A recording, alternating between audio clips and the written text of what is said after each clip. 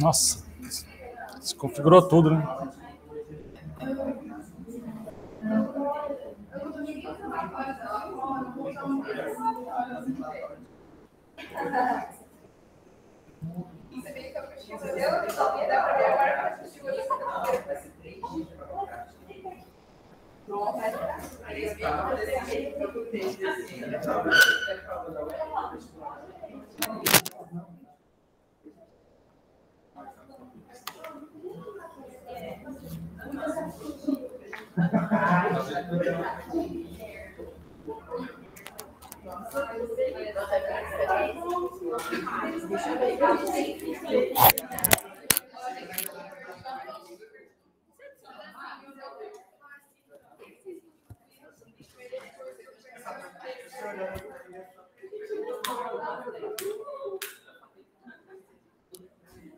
Vamos lá, gente.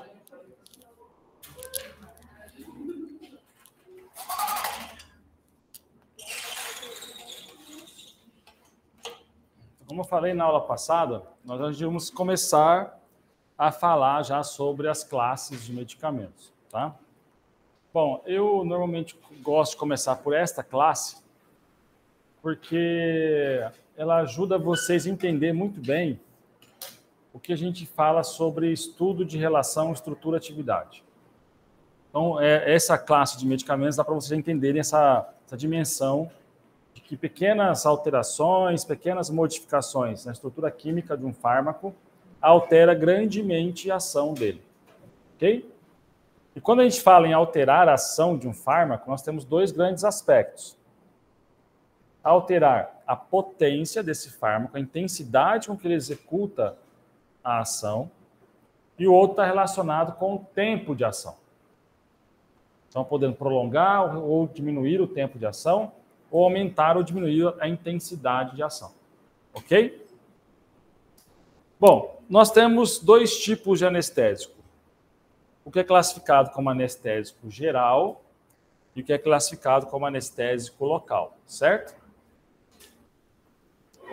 Dentro do anestésico geral, nós temos uma classe que são os gases anestésicos, que são usados em centro cirúrgico. Então, o paciente vai inalar um gás, que é um solvente, ok? E esse solvente impede impulso nervoso, ele dificulta os impulsos nervosos, aí o paciente perde a consciência. Ele é classificado como anestésico geral, mas, na verdade, ele não causa anestesia, ele causa perda de consciência. O paciente sente dor, só não percebe ela porque está dormindo. Ok? Então, anestésico geral, que esses gases, ele tira a consciência. Tem um outro anestésico geral que é usado, que são os sedativos, como, por exemplo, o tiopental. É um injetável, o tiopental injetável, ele também tem a função de tirar a consciência. Então, ele é usado como anestésico geral. Ele vai fazer a perda da consciência do paciente. Aqui nós estamos falando de anestesia, realmente. Ou seja, retirar, remover completamente a sensibilidade, sem tirar a consciência. Então, o anestésico local, ele não tira a consciência, ele apenas remove toda a sensibilidade do local onde foi anestesiado. Certo? Esse fármaco surgiu a partir da cocaína. A cocaína foi o primeiro anestésico local a ser usado. Então, a cocaína ela era usada na forma de uma pasta de cocaína. Ela começou a ser usada primeiramente por dentistas, né? Passava pasta de cocaína na gengiva para fazer o procedimento. Só que foi observado que a pasta de cocaína gerava alteração de comportamento do paciente. Ou seja, tinha absorção, caía na corrente sanguínea, tinha alteração no sistema nervoso central. Ok?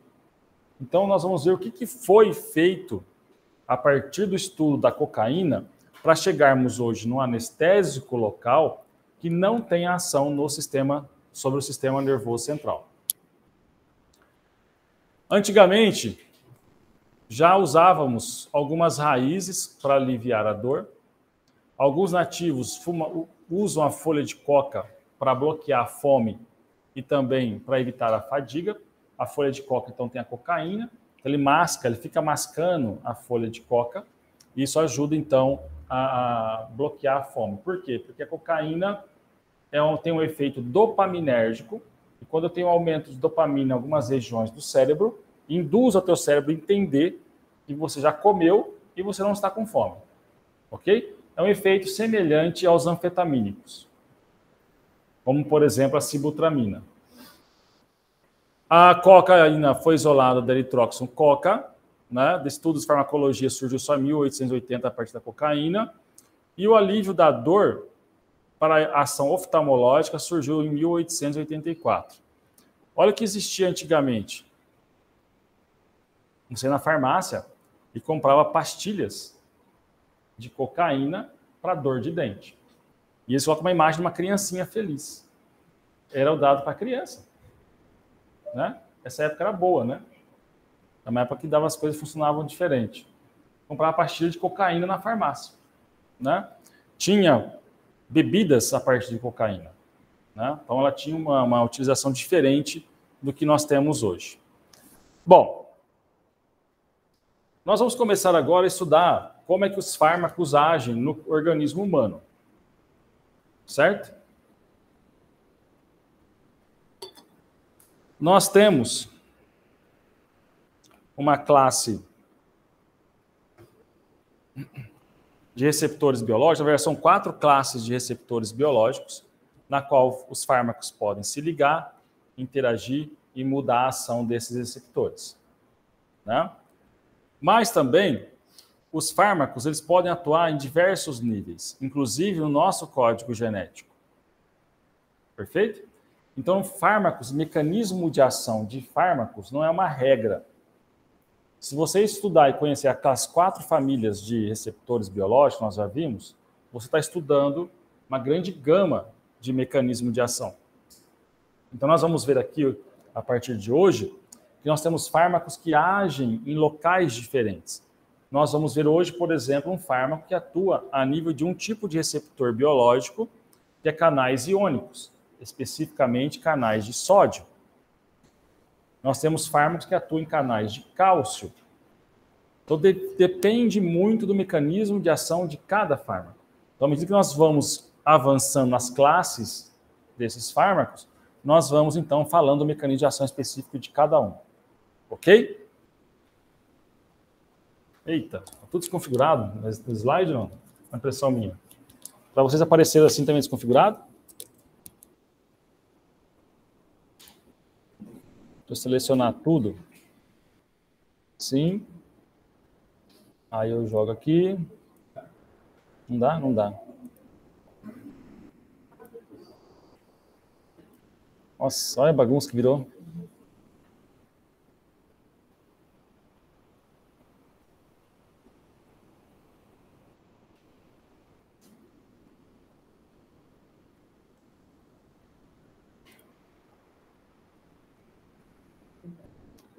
É, diferente, né?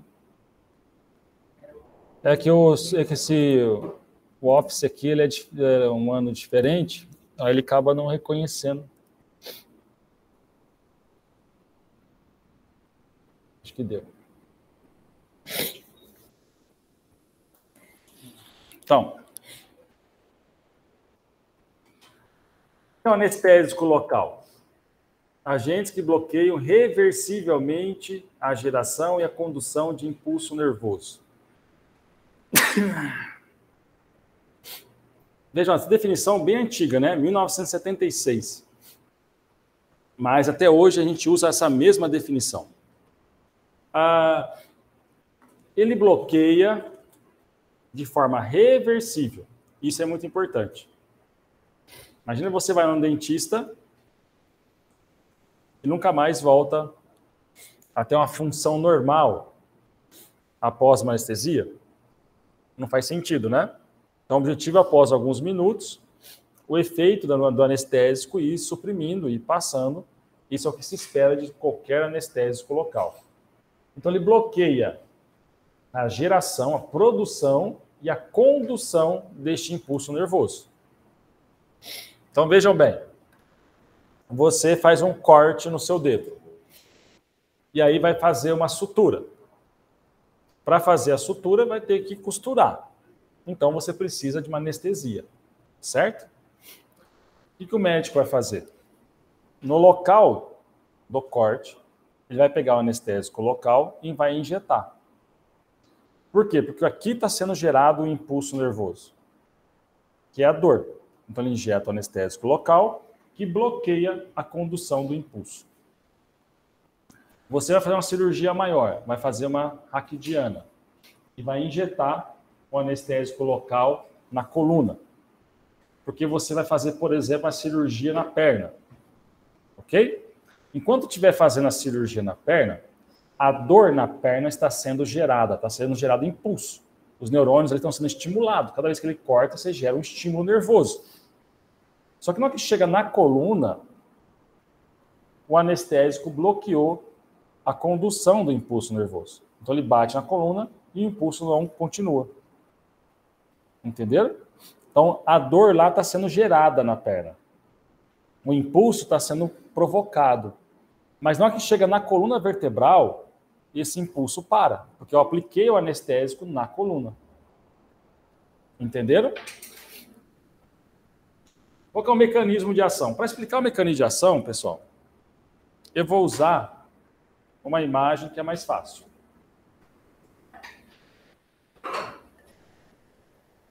Vocês estudaram como acontece a geração de um impulso nervoso, certo? Quando vai produzir um impulso nervoso, tem uma abertura de canais de sódio. Abre-se canais de sódio, o sódio vai entrar, gera um fenômeno chamado de despolarização. Por que despolarização? Porque em repouso, o lado externo é positivo, o lado interno do neurônio é negativo. Gerou impulso, abre canais de sódio, o sódio entra e a parte interna que era negativa fica positiva, despolariza. Isso gera um impulso nervoso. Perfeito? Aí depois nós voltamos para a repolarização. Sai potássio, entra cloro, faz todo aquele mecanismo para voltar ao estado de repouso. Então, vejam que para gerar um impulso nervoso, eu preciso abrir canais de sódio e entrar sódio. Correto? Então, o que acontece se eu bloquear o canal de sódio e não deixar o sódio entrar? Se eu bloquear o canal de sódio, não deixar o sódio entrar, eu não deixo gerar impulso nervoso. Não gera um impulso nervoso. E o que é a dor? A dor é um impulso nervoso chegando no teu cérebro, te informando, você está com dor. Ok? Então, o mecanismo de ação de anestésico local é bloquear canais de sódio. Vejam, ele não bloqueia a abertura em si. Ele vai entrar nesse canal, vai se ligar na parte interna desse canal e bloqueia a entrada do sódio. Ok? Então, vejam, sempre que eu tenho um potencial de ação, eu tenho aqui um neurônio em repouso, lado externo positivo, lado interno negativo, né? Gera o impulso. O que é o impulso? Entradas de canal de sódio. Entrou sódio, nesse local aqui eu tenho a despolarização. E esse é um processo, um fenômeno em cadeia que vai abrindo e vai despolarizando o neurônio de uma extremidade à outra. Chega na extremidade, passa para outro neurônio e assim vai sucessivamente. Certo? Bom. O sódio vai ter o seu canal específico, então. Isso aqui é um modelo do canal de sódio. Essa parte verde é a membrana do neurônio. Então, a proteína que forma o canal são 5 proteínas, que começam no lado externo e vai até o lado interno. E olhando por cima é como se eu tivesse realmente um canal. E ela é seletiva para sódio. Ela só deixa passar o sódio, mais nada. Ok? Então, o que acontece? Quando eu tenho uma abertura desse canal pelo estímulo, o sódio vai entrar por aqui e fazer o caminho. E tenho despolarização. Aqui eu tenho um fármaco, o meu anestésico local. O meu anestésico local, pessoal, ele se encontra ionizado. Estão vendo que tem uma carguinha positiva? Ionizado. A molécula é mais polar ou mais apolar? Com cargas. Ele é polar ou ele é apolar?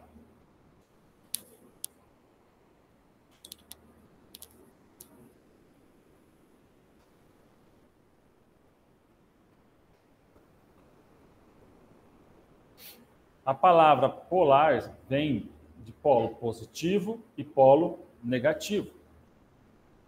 Então, se eu tenho um polo positivo, quer dizer que ele é mais polar. Se a molécula é mais polar, ela vai ter facilidade ou dificuldade em passar pela membrana do neurônio? Dificuldade, porque a membrana é uma bicamada lipídica. Então, quando o dentista vai lá e injeta o anestésico local na gengiva, a droga está assim, polarizada. Porque assim ela é mais solúvel na solução injetável, na água, certo? Por isso que ela vem assim com carga positiva. Na hora que injeta no tecido, ela começa a perder o próton. Aí ela fica na forma não ionizada, ó, sem carga. Ou seja, mais lipossolúvel. Aí ela entra pela membrana. Ela vai entrar pela membrana do neurônio, e aí ela pode assumir 2 caminhos.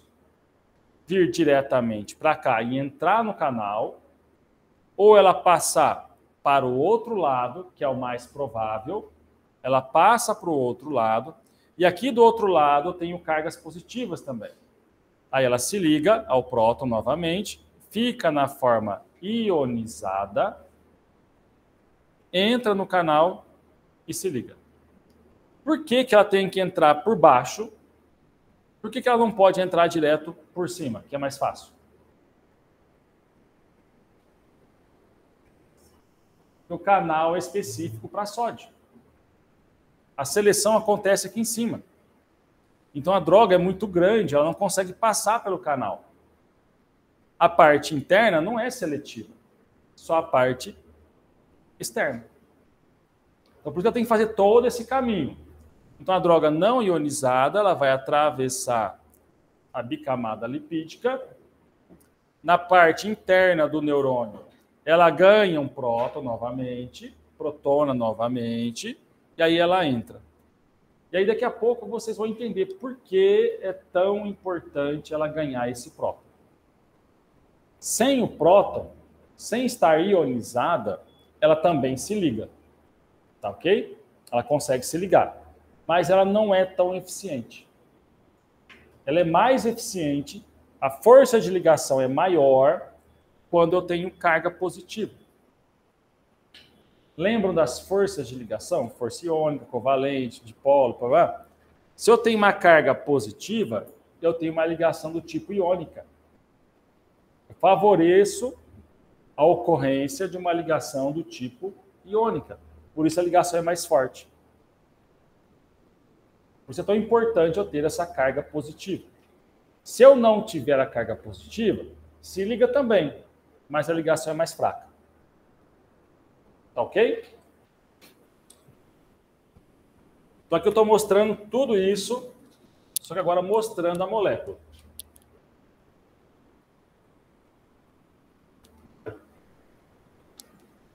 Então olha só, tá aqui, ó, o meu fármaco.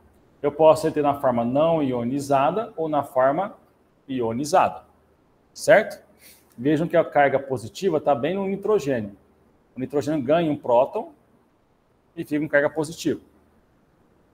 A forma não ionizada do anestésico passa pela membrana. Ele pode entrar diretamente aqui ou ele pode atravessar para o outro lado. No outro lado, ou aqui, ele vai ganhar prótons e adquirir uma carga novamente. Aí ele entra e se liga na parte interna. Perfeito? Basicamente é isso o mecanismo de ação de um anestésico local. Ele se liga na parte interna do neurônio, do canal de sódio, impedindo que o sódio atravesse. O sódio não atravessando, eu não tenho despolarização de membrana, consequentemente eu não tenho o estímulo de dor. Tá claro isso, gente? Nesse modelo, você enxerga, ó, a abertura de canal de sódio, o sódio entra. Quando eu tenho um anestésico, olha como ele se liga. Ele se liga numa extremidade aqui, se liga numa outra extremidade lá e puxa. Na hora que ele puxa o canal, ele fecha o canal e o sódio não atravessa. Tá certo? Então, o anel de um lado se liga, esse do outro lado também se liga, ambos puxam as proteínas, fecha o canal, não passa sódio. Aí eu não tenho despolarização de membrana. Tá claro isso, gente? Aqui a gente enxerga uma micrografia como isso aconteceria. Olhem só, o verde é o canal, são as proteínas que formam o canal. Isso aqui é a bicamada lipídica. Ok? Vejam que aqui, ó, essas proteínas estão mais espalhadas e aqui está mais fechado. Isso é o canal aberto e isso é o canal fechado. Então veja que as proteínas aqui estão mais afastadas, ó. Então o canal está aberto. Quando o canal fecha, veja as proteínas se aproximam, se juntam e aí fecha o canal. É isso que o anestésico faz. Ela puxa as proteínas, fecha o canal e aí o sódio não consegue atravessar. Ok? Beleza? Alguma pergunta sobre o mecanismo de ação? Qualquer livro que você for estudar sobre anestésicos locais explica esse mesmo mecanismo de ação. Certo? Então, o objetivo é você injetar a droga próximo ao neurônio que você quer bloquear. Então, o dentista, na hora que vai fazer uma anestesia na boca, ele sabe mais ou menos onde passam os nervos, onde passam ali os neurônios, e vai injetar o anestésico próximo do neurônio que ele quer bloquear. Você quer fazer anestesia mais parte posterior da boca, ele vai com o anestésico lá atrás, bem lá no fundo, para bloquear os neurônios que estão lá no fundo, que irrigam os dentes que estão mais no fundo. E assim por diante. Mesma coisa em qualquer parte do corpo. Ele vai aplicar o anestésico próximo do local, próximo do neurônio da fibra que ele quer anestesiar. Ele não pode acertar a fibra. Se acertar a fibra com agulha, a dor é absurda, porque é uma fibra sensitiva, de sensibilidade. Então ele vai injetar ali próximo. Além do que ele pode causar uma lesão na fibra, se ele acertar a fibra. Tá ok? Então assim vai chegar na região próxima e injetar ali próximo ao local. Então, o anestésico ideal, o modelo de anestésico ideal seria baixa toxicidade sistêmica, porém, eles não são isentos. Tanto é que é muito discutido a questão de anestésico local para gestante. Uma mulher está gestante e ela precisa fazer um procedimento na boca. Usa ou não usa o anestésico local? O ideal é não usar. Porque mesmo que o dentista aplique pouco, isso cai na corrente sanguínea. Isso vai ser absorvido. E pode ir para o feto. Tá ok? Início rápido de ação. Você tem que aplicar anestésico e em poucos minutos ele começar já a fazer efeito. Senão, imagina, você aplica lá, está no dentista com a boca aberta, aplica o negócio, espera meia hora para começar a fazer efeito. Então não faz muito sentido, então tem que ser um negócio rápido. O efeito, gente, existe anestésico de curta duração, média duração, duração prolongada. Isso está relacionado com a estrutura química que eu vou mostrar para vocês. Então isso também é uma forma de escolher anestésico. Eu vou escolher o anestésico mediante o tempo que eu quero que ele faça anestesia. Tá certo? Inclusive existem anestésicos locais que são tão fraco, é tão pequeno o tempo de ação dele, que ele nem é usado como anestésico injetável, ele é usado em pastilha. Como, por exemplo, a benzocaína, que é usada em pastilhas. Que é usada em spray bucal. O tempo de ação dela é muito curtinho, é muito ruim.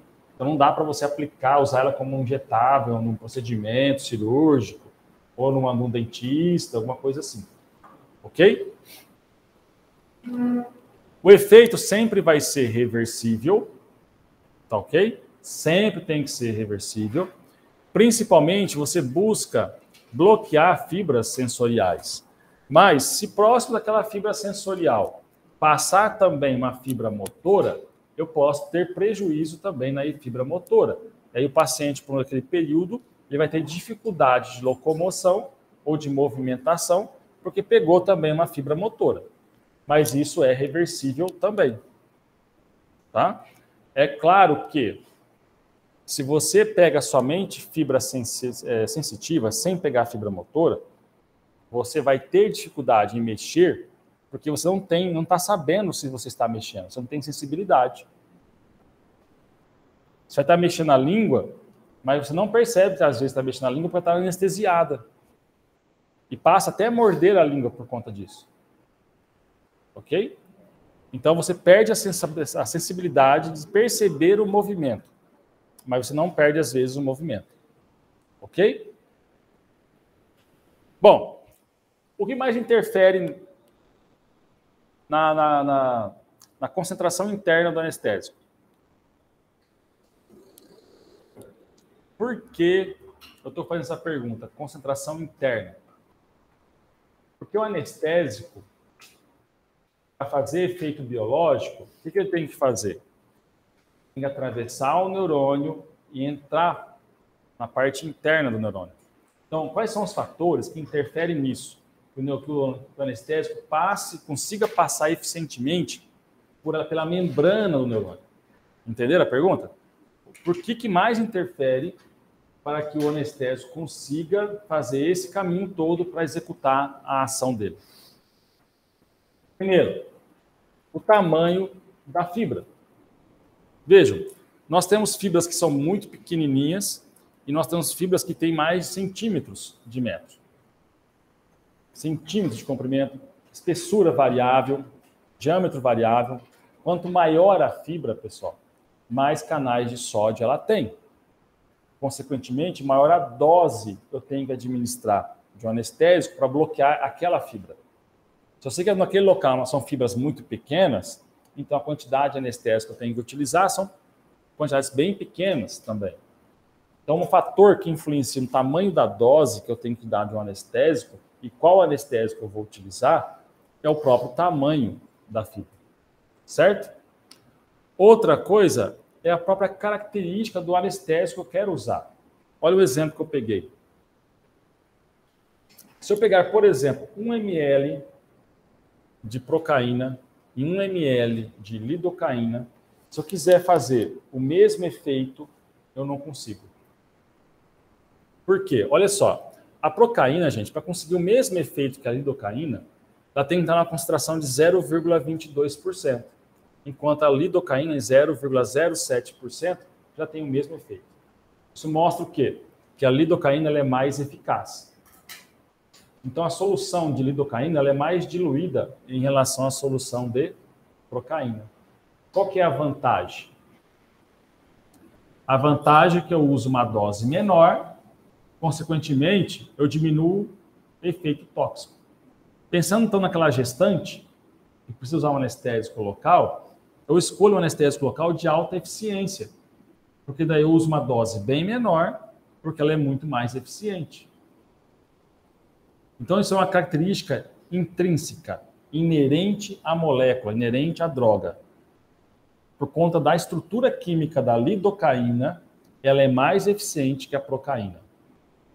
E daqui a pouco vocês vão entender por que isso é uma verdade. Ok? É a estrutura química que determina a eficácia. Beleza? pH. Já viram paciente que vai mexer na unha que está infeccionada e o anestésico não pega? Não funciona? Porque tecido infeccionado, o pH é ácido. O pH muda. Como o pH do tecido está diferente, isso influencia na passagem do anestésico local. Olhem só. O anestésico, para entrar no neurônio, tem que estar na forma não ionizada, certo? Se o pH do tecido está ácido, o fármaco vai estar na forma ionizada. Ele não vai passar para a forma não ionizada. Aí ele não consegue passar pela membrana. Por isso não faz efeito. O efeito é tão pequeno que o paciente nem percebe. Então, tecidos infeccionados têm essa característica. pH ácido, o anestésico continua ionizado, não consegue passar pela membrana. Entenderam? Tá claro isso? Sim ou não?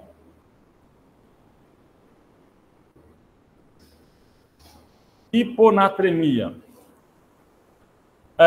Muitos pacientes, quando vão fazer um procedimento cirúrgico, depende do porte do procedimento cirúrgico, ele interna várias horas antes.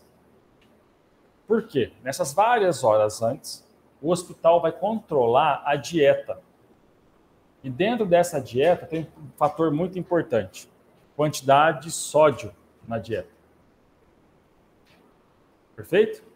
O paciente com baixa quantidade de sódio circulante, ou seja, hiponatremia, se ele tem pouco sódio circulante, eu facilito a ação do anestésico. Porque qual que é a função do anestésico? Não é bloquear a entrada de sódio? Se eu tenho pouco sódio circulante, tenho pouca coisa para bloquear. Fica mais fácil executar a ação.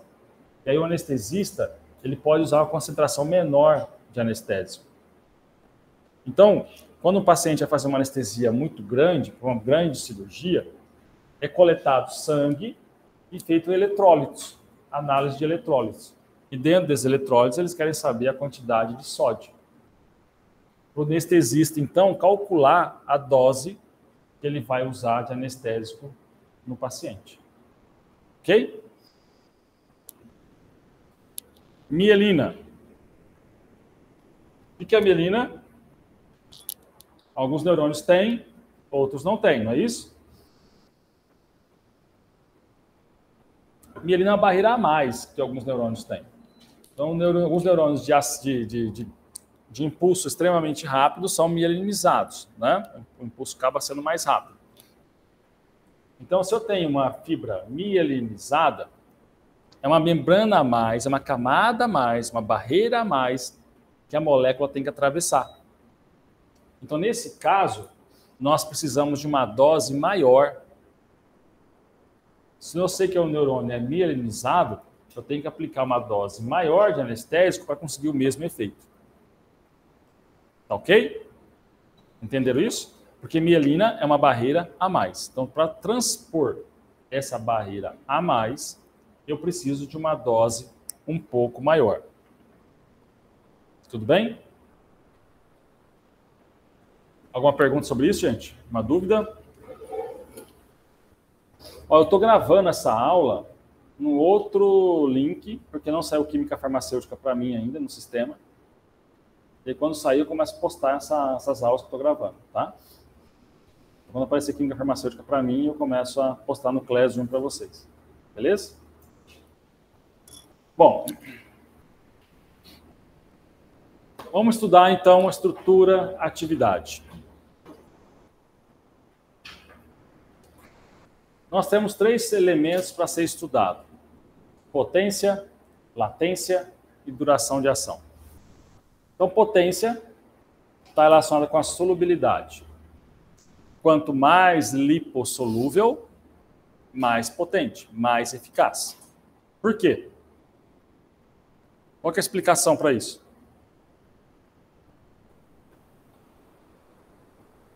Porque tem que passar pela membrana do neurônio, que é uma bicamada lipídica.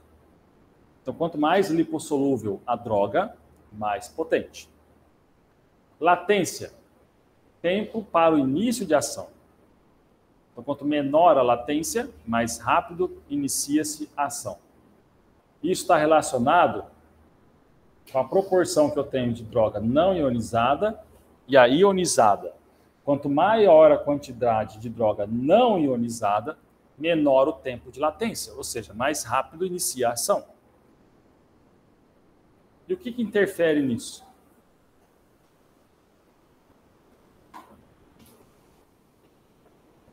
O pKa.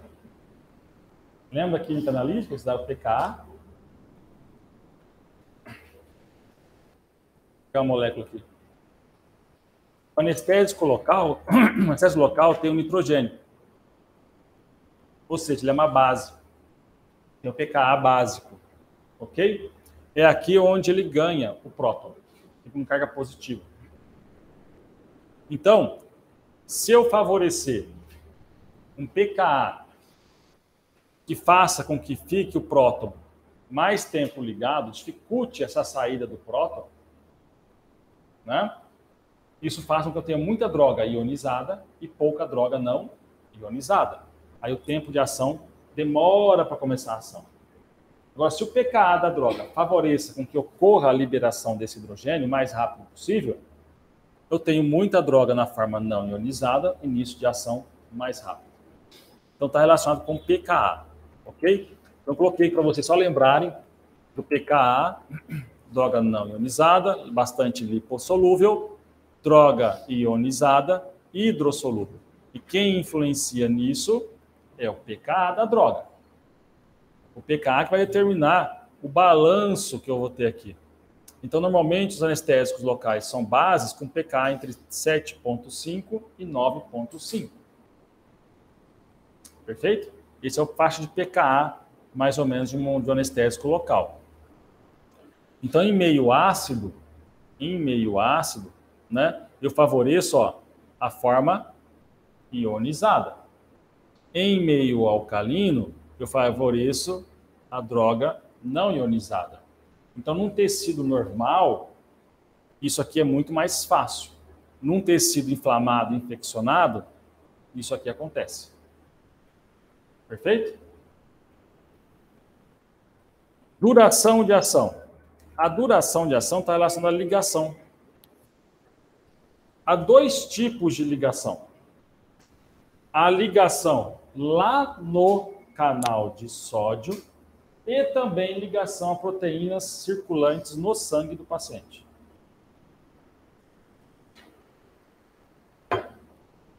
Mas nós vamos nos ater aqui principalmente ao tempo de ação relacionado à força de ligação lá no canal de sódio.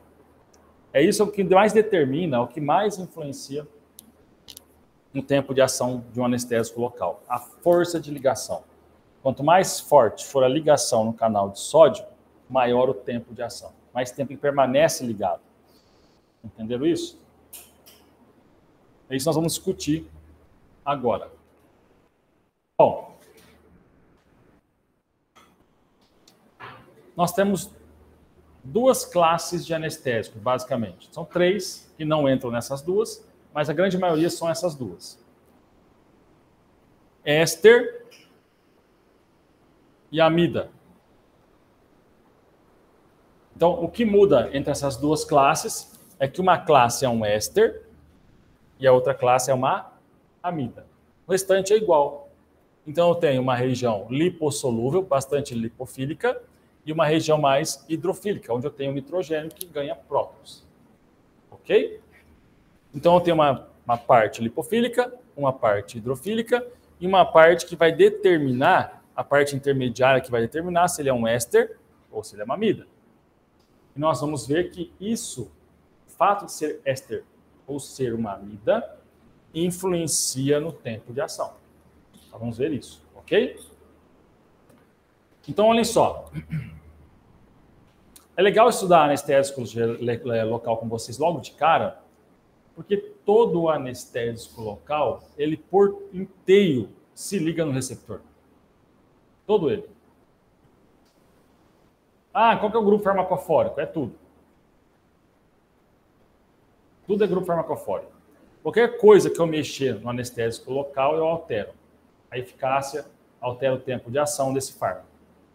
Por isso que é interessante a gente começar por ele, porque ele te dá um parâmetro geral como funciona essas alterações em uma molécula. Ok? Então, relembrando, ó, aqui eu tenho um anel aromático. É um hidrocarboneto, certo? Que tipo de ligação hidrocarboneto faz? Força hidrofóbica. Então, esse é o tipo de ligação. Hidrocarbonetos, força hidrofóbica. Aqui pode ser um éster ou pode ser uma amida. Tanto faz. Ambos têm uma carbonila. Ó. Carbonila tem momento dipolo. Então, ele faz uma ligação do tipo dipolo-dipolo ou até mesmo ponte de hidrogênio. Depois aqui ó, tem uma sequência de carbonos. Hidrocarboneto. Que tipo de ligação faz hidrocarboneto?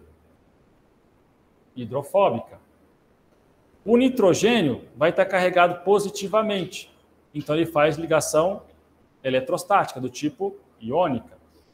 E depois eu tenho carbonos, que também faz ligação hidrofóbica.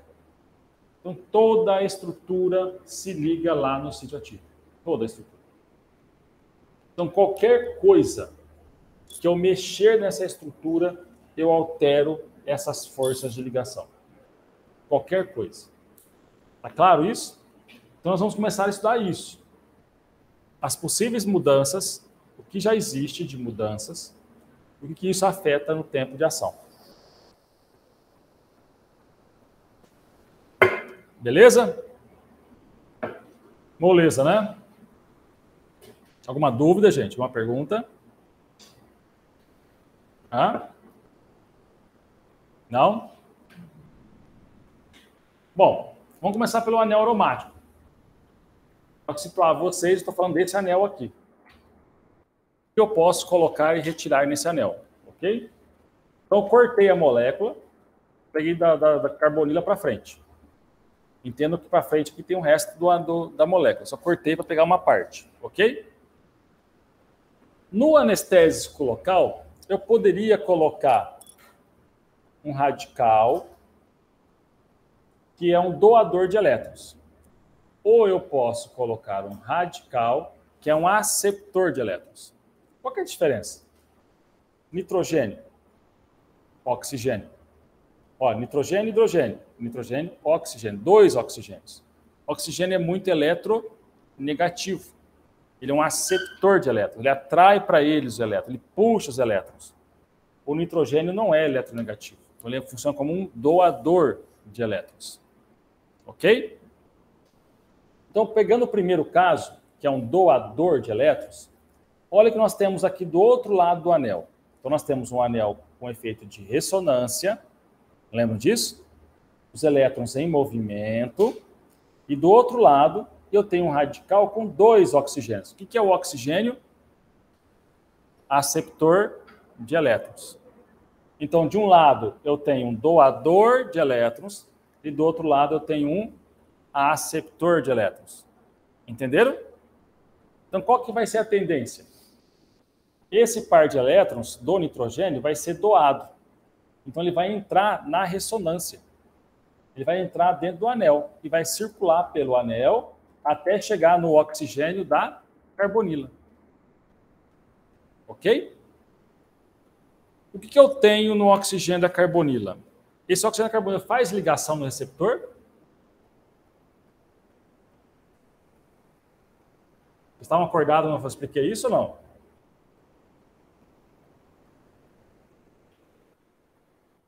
O oxigênio da carbonila faz ligação no receptor.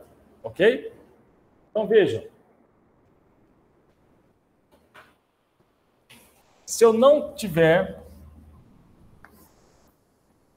o doador, vamos pegar, nós não temos o doador. Ok? O que está chegando nesse oxigênio? Os elétrons do anel e os elétrons do carbono. Então, tem aqui um momento de polo negativo. Então, tem todos os elétrons do anel e do próprio carbono indo para cá. Na hora que eu coloco o nitrogênio, que é um doador, eu estou entrando com mais 2 elétrons no sistema. Então, o que vai acontecer com o momento de polo? Ele está recebendo agora mais elétrons. Então, o momento de polo fica maior. Então, quando eu coloco um doador de elétrons, eu estou colocando mais elétrons, aumentando o momento de polo, aumentando a força de ligação. Entenderam isso? Sem o doador, já existe o momento de polo. Com o doador, eu tenho mais elétrons entrando no sistema. Consequentemente, mais elétrons chegando no oxigênio, aumentando o momento de polo. Consequentemente, a força de ligação entre fármaco e receptor aumenta. Ok? Entenderam isso? Pessoal? Só que importante, isso só é uma verdade, se esse radical esteja em orto, ou seja, nessa posição, ou aqui, ó, orto, ou para, que é essa posição. Se esse radical estivesse em meta, ele não influencia, ele não consegue entrar com os elétrons. É um efeito chamado efeito indutivo do anel aromático. O efeito indutivo do anel aromático acontece em orto, que é aqui ou aqui, e em para, que é nessa posição. Em meta, que é aqui ou aqui, não influencia. Ok? E se for ao contrário, agora eu tenho um aceptor de elétrons. Se nós temos um aceptor de elétrons, os elétrons do anel aromático, os elétrons do anel aromático não vão para a carbonila.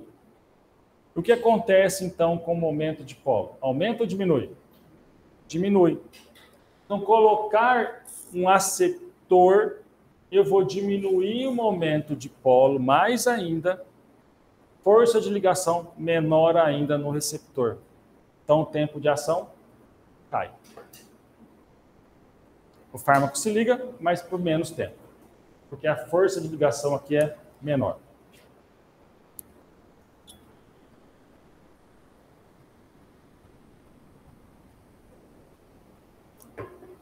Ok?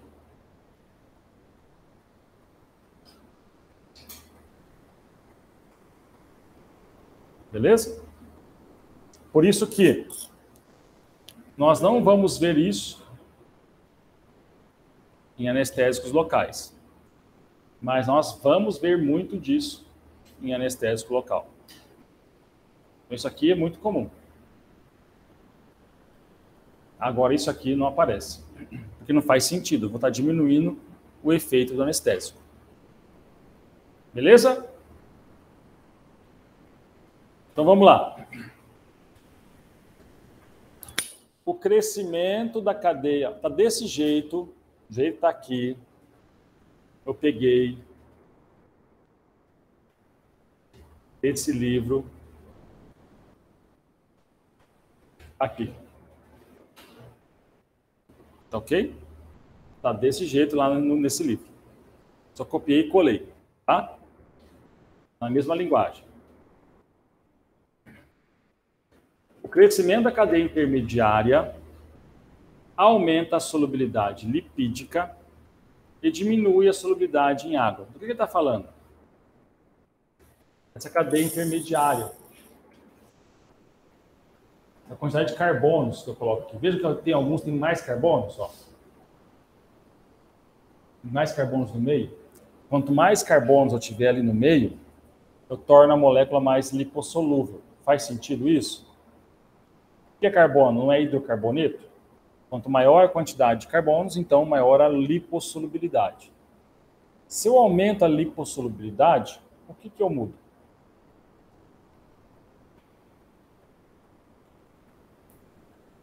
Eu aumento a eficácia, eu aumento a potência, porque ele atravessa mais facilmente a membrana do neurônio, que é uma membrana lipossolúvel. Ok? Então, por isso, alguns têm bastante carbonos, outros não. Outra mudança. A presença de radicais alquila. O que é um radical alquila? É radicais de carbono. Um CH3, que é um metila, ou uma etila, que tem 2 carbonos, e assim por diante. Mas o mais comum é metila. Já vou mostrar para vocês. A presença de radicais alquila longos ligados ao nitrogênio do grupo amino aumenta a natureza básica do composto e possibilita ligações hidrofóbicas mais firmes com as porções apolares do receptor. O que ele está falando? Desses carbonos aqui, ó. Vejam, aqui é só CH3 e CH3. Tem um carbono aqui e um carbono aqui. Aqui é maior, ó, CH2, C2H5. O que é um C2H5? É um CH2, CH3. C2H5. Ok? Então, veja que aqui, nessa molécula aqui, em relação a essa molécula, eu tenho mais carbonos. Se eu tenho mais carbonos, eu faço com que o pKa desse nitrogênio mude. Adquire um caráter mais básico, o pKa começa a subir. Se ele adquire um caráter mais básico, a carga positiva que ele tem aqui é mais intensa. É igual o ímã. Você brincar com um ímã pequeno com um ímã grande. Qual que cola melhor? O ímã grande, tem maior carga. Aqui vai ser a mesma coisa. Eu tenho uma quantidade maior de carbonos, aumenta a basicidade do nitrogênio, a sua carga positiva fica mais intensa, ele se liga mais fortemente no receptor. Se ele se liga mais fortemente no receptor, o que muda? Tempo de ação. Ele vai ter um tempo de ação maior. Então, quando eu falo aqui, ó, que a quantidade de carbonos ligado ao nitrogênio influencia, ele influencia o quê? Na carga desse nitrogênio. Vai ter uma carga positiva mais forte. Consequentemente, o que eu mudo? O tempo de ação. Ele se liga mais fortemente no receptor, fica mais tempo ligado no receptor. Tempo de ação mais prolongado. Ok? Querem escrever isso? Anotaram isso?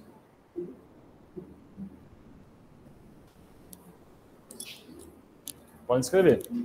O que vocês entenderam.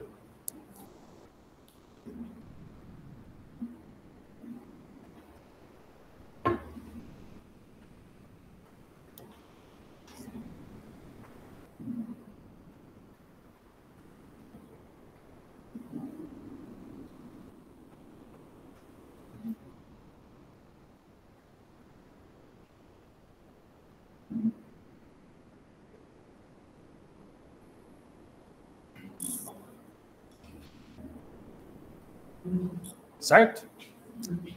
A próxima. A alteração no grupo aromático ou amino interfere no coeficiente de distribuição lipídio. Lipídio-água e na capacidade de se ligar-se à proteína.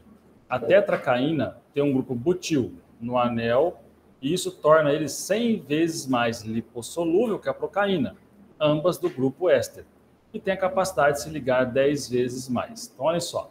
Então, vamos pegar aqui, só para vocês terem uma ideia. Tetracaína e procaína.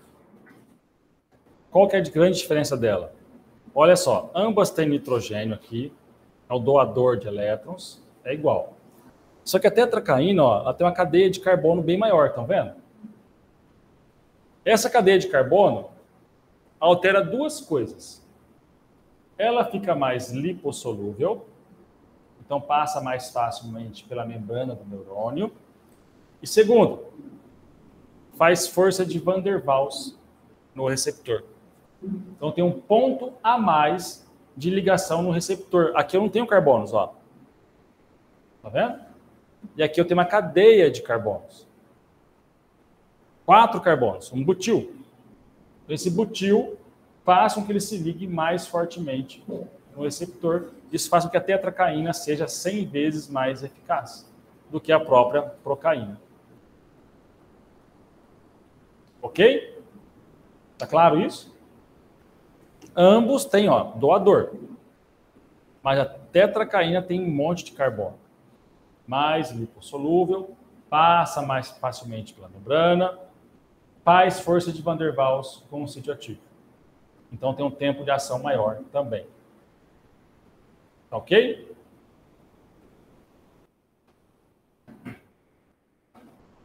Colocação de metilas em anel e a carbonila impede a ressonância e diminui a atividade. O que ele está falando? Ó, anel e carbonila. Ok? Ele está dizendo o seguinte, se eu colocar carbonos aqui, separando a carbonila do anel, colocando carbonos, separando a carbonila do anel, os elétrons do anel não chegam mais na carbonila. E o que acontece com o momento de polo? Diminui. Tempo de ação menor. Isso existe? Não. Esse tipo de fármaco não existe, porque foi visto que diminui muito o tempo de ação. Entenderam? Então não posso colocar nada entre o carbonila e o anel. Esse tipo de mudança não existe. Duas metilas em orto diminuem a metabolização. Olha só. Anel aromático, metilas em orto. Estão vendo? Por quê? Todo anestésico local, ou ele é um éster, ou ele é uma amida. Certo? Como é que é o metabolismo dessa classe de drogas? Hidrólise do éster ou da amida. Ou tem uma enzima, tanto algumas acontecem no sangue, outras acontecem no fígado. Tá certo? Nós temos enzimas que quebram esse éster, ou quebra a amida. Esse é o mecanismo de ação mecanismo de metabolização de anestésicos locais, hidrólise. Então, quando eu coloco metila aqui, nessa posição, voltada para esse sentido, eu dificulto a aproximação da enzima que vai fazer a metabolização. Lembra, a enzima é uma proteína gigante. Então, quando eu coloco metilas, pessoal, assim, nessa posição, em orto, eu dificulto a aproximação da enzima para se ligar. Entenderam? Por isso que o tempo de ação é maior. Então, quando eu coloco um fármaco, comparando um fármaco assim, com metilas, com um fármaco assim, sem metilas, olhando só o anel, eu falo que esse aqui tem um tempo de ação maior que esse, olhando só o anel. Porque esse tem metilas em orto, que impede a metabolização. Entenderam? Tá claro? Colocar halogênios na posição 2 do anel aumenta a velocidade de metabolização, mas diminui a toxicidade. Clorprocaína. Além disso, o cloro diminui a formação do dipolo da carbonila por um efeito indutivo. O que ele está dizendo, pessoal? Se eu pegar um anel aqui, ó, e colocar um cloro, vamos pegar uma situação maior para vocês enxergar aqui, ó. Se eu colocar um cloro, qual é a característica do cloro? Eletronegativo. O que um elemento eletronegativo faz quando está ligado a um anel aromático? Ele para o efeito de ressonância. Aí os elétrons do efeito de ressonância não vão para a carbonila. Então diminui o momento de polo, tempo de ação menor. Além disso, fica mais fácil quebrar. Então metaboliza mais facilmente. Então tempo de ação bem menor. Existe uma vantagem? Existe. Toda droga que tem um tempo de ação menor, ela é menos tóxica. Ela permanece menos tempo no teu corpo. Então, pensando naquela gestante, por exemplo, isso é uma vantagem. Tá certo? Então, no tempo de ação menor, permanece menos tempo no corpo da gestante, ação menos tóxica. Isso representa uma vantagem nesse caso.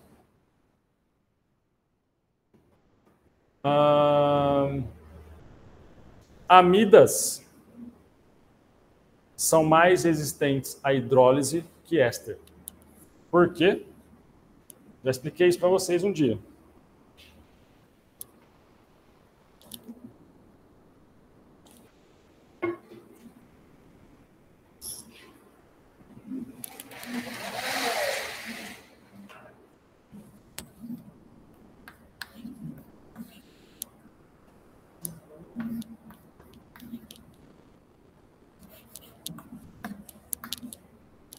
Éster, amida.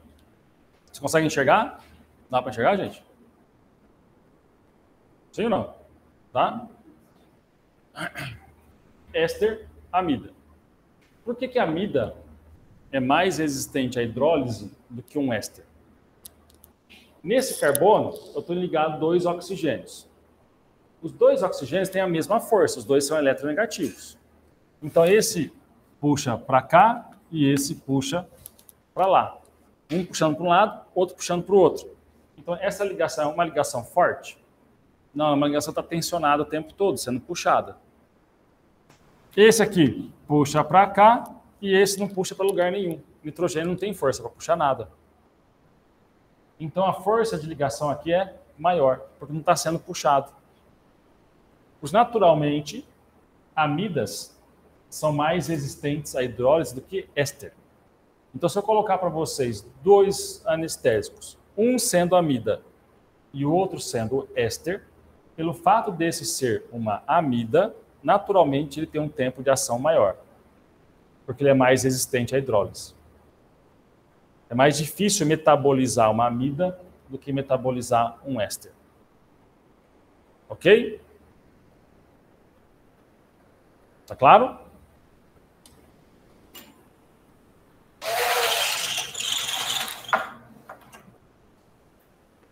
Deve-se ter uma amina terciária para que esta seja protonada e gere o efeito.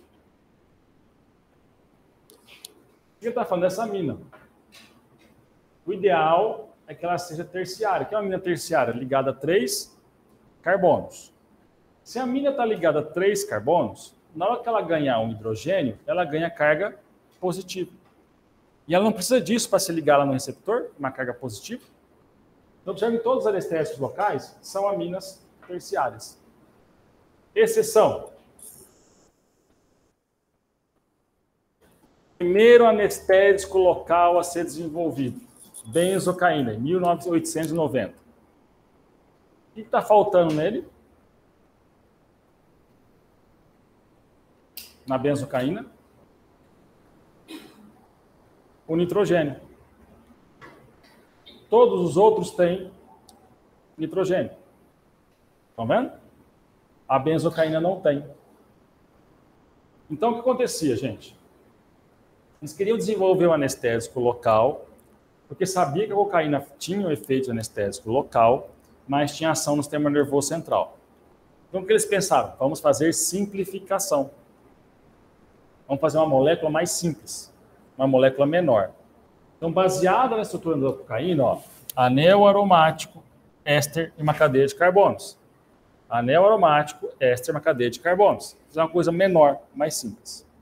Certo? Funcionou? Funcionou. Tem efeito anestésico? Tem. Tem ação no sistema nervoso central? Não tem. Mas pela falta do nitrogênio, o tempo de ação é muito curto. Porque eu preciso do nitrogênio para protonar e fazer força iônica, ligação iônica no receptor. A ligação iônica é uma das mais fortes que tem. Tá ok? Então, funcionou. A benzocaína existe até hoje, em pastilha, spray bucal, umas coisas assim, mas ela não é usada em procedimentos maiores. Mas, quando viu isso, logo em seguida, ó, 1990, 1906, surgiu a procaína. Nitrogênio, carbonos, amina terciária, para protonar. Aí funcionou. Aí passou, então, a ter o efeito esperado. E a partir disso, aqui eu peguei uma parte, uma página no Corocovas enorme, com a sequência de datas do desenvolvimento dos anestésicos locais. Com mudanças. Até surgir as amidas. Aqui, por enquanto, é tudo éster. Por quê? Porque a cocaína era éster. Certo? Até eles descobrirem que era possível, na verdade, fazer com amidas. Aí onde surgiu, por exemplo, a xilocaína, que é uma amida. Surgiu a lidocaína, que é uma amida. Bupivacaína, que é uma amida. E assim por diante. Então, nós pegarmos essa tabela aqui, ó, ésteres e amidas. Os primeiros a surgirem foram os ésteres, por conta da cocaína, que é um éster, mas depois surgiram as amidas. Então, a diferença é que aqui no meio nós teremos sempre uma amida. Ok? Está claro isso? Então, vamos lá. Ó.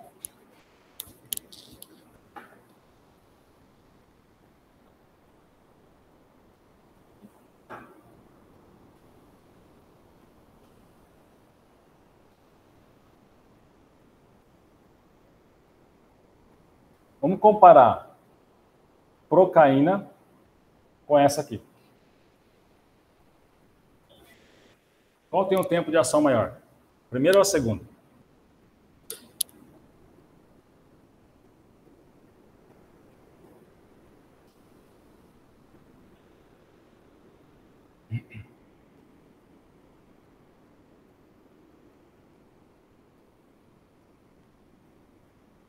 Só tem uma coisa diferente entre elas, não é? Um radical a mais ali, não é? Lembra, se eu colocar radicais naquela posição, eu interfiro na hidrólise enzimática? Então, o tempo de ação dessa é maior, só por conta disso. Eu dificulto que a enzima se aproxime e se ligue. Perfeito? Procaína e tetracaína. Aqui eu tenho 3 carbonos. Na verdade, 4, desculpa. 4 carbonos.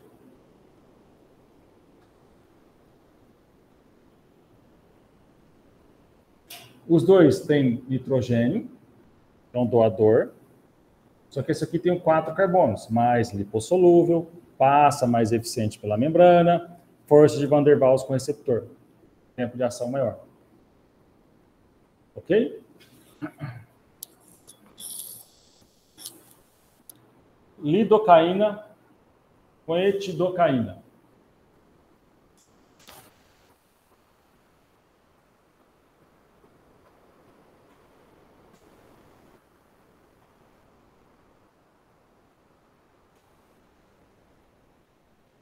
Qual tem o tempo de ação maior? Hã? Tempo de ação.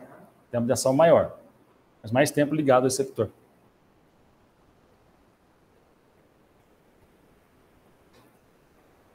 Igual. Igual. igual. A única diferença está aqui, não é? Lembra? Aumenta a cadeia intermediária, mexe na lipossolubilidade, interfere no quê? Hã? Vamos voltar. Aumenta a cadeia intermediária, aumenta a solubilidade lipídica e diminui a solubilidade em água. Então, ele entra mais facilmente na membrana, né? Aí eu coloquei aqui, ó. Nós tínhamos alguns fatores: potência, latência e duração de ação. Isso afeta a potência, mas não necessariamente o tempo de ação. Vamos pegar duas coisas parecidas aqui. Isso aqui é parecido com esse aqui. A diferença entre eles é a quantidade de carbono. Certo? Aqui eu tenho um carbono só, aqui eu tenho 4 carbonos. O que isso muda?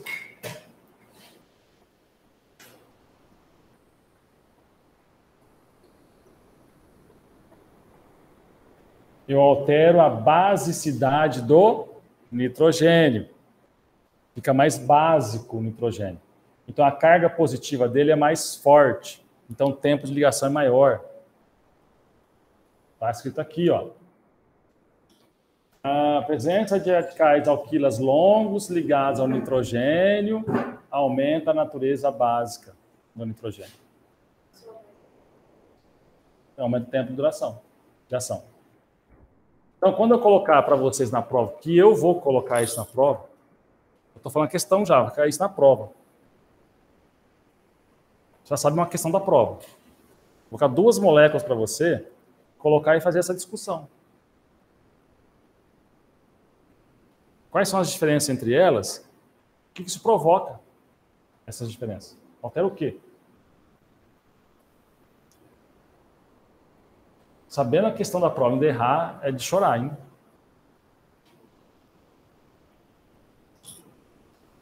Ok?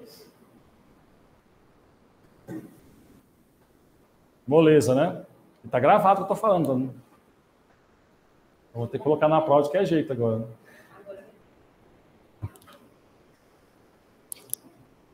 Dúvida, gente? Então, é o tipo de situação que agora vocês vão ter que chegar na casa de vocês e estudar. Se você deixar para estudar isso depois, você vai esquecer. Quanto mais tempo demorar para rever isso e estudar, você vai esquecer de tudo isso. Ok? E agora você está entendendo, mas você não aprendeu nada ainda. Aprender depois que você estuda. Ok? Então, nós classificamos os anestésicos locais em ésteres, a classe dos ésteres, e a classe das amidas. Perfeito? Nós temos aquele que são os tipos diversos. Ele nem é um éster e nem é uma amida, mas funciona. Olha só. Eu tenho um anel. Olhando daqui para cá, é uma amida. Olhando aqui para lá, é um éster. Mas eu tenho um anel para se ligar, eu tenho um momento de polo para se ligar, eu tenho um nitrogênio que vai carregar, então ele vai funcionar. Mas ele nem é um éster e nem é uma amida. Mesma coisa aqui. Olha como está longe. É só uma carbonila. Tá vendo? Falta aqui a presença de um oxigênio ou um nitrogênio. Então ele não é nenhum éster e nem é uma amida. Mas como eu tenho a carbonila que faz momento de polo, então ele funciona. Beleza? Isso existe. E não existe só para anestésicos locais. Existem diversas classes de medicamentos que é assim. Você tem umas classificações que você consegue encaixar todo mundo. Aí tem a classe dos diversos, que não encaixa em nenhuma. Ele entra num limbo chamado diverso. Tá? E para a gente finalizar, metabolismo.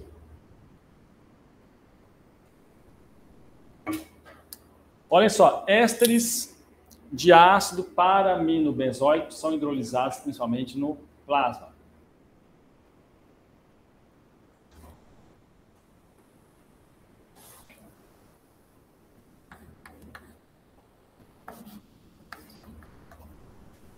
Ácido para-aminobenzoico. Se eu tirar isso aqui, é um ácido benzoico. Colocando isso para amino benzoico, ok? Ésteres de ácido para amino benzoico. Então, vamos pegar aqui ésteres de para-amino benzoico. Tem nitrogênio. Para-amino benzoico. Para-amino benzoico. São hidrolisados principalmente por enzimas plasmáticas, ou seja, no sangue. Na hora que ele cai no sangue, já tem enzimas lá que começam a metabolizar eles, antes de chegar no fígado. Ésteres, todos os outros ésteres, que não são para-amino benzoico, ou seja, que não tem esse grupamento aqui, são metabolizados no fígado. Perfeito? Qual que é o metabolismo? Qual que é a rota metabólica? Hidrólise. Quebra na amida ou quebra no éster. Okay? Esse é o mecanismo. Quebra, hidrólise. Existe uma relação inversa entre toxicidade e velocidade de hidrólise. Isso aí serve para todos os medicamentos. Quanto mais rápido eu metabolizar, menos tóxico é aquele medicamento. Anestésicos do grupo das amidas, sempre metabolizado no fígado. Todas as amidas são metabolizadas no fígado. Então, só a exceção é o éster de para-amino benzoico, que são metabolizados no sangue. O restante, todos os restantes dos anestésicos são metabolizados no fígado. Ok? Pergunta? Dúvidas? Não? Só onde da prova? Da prova?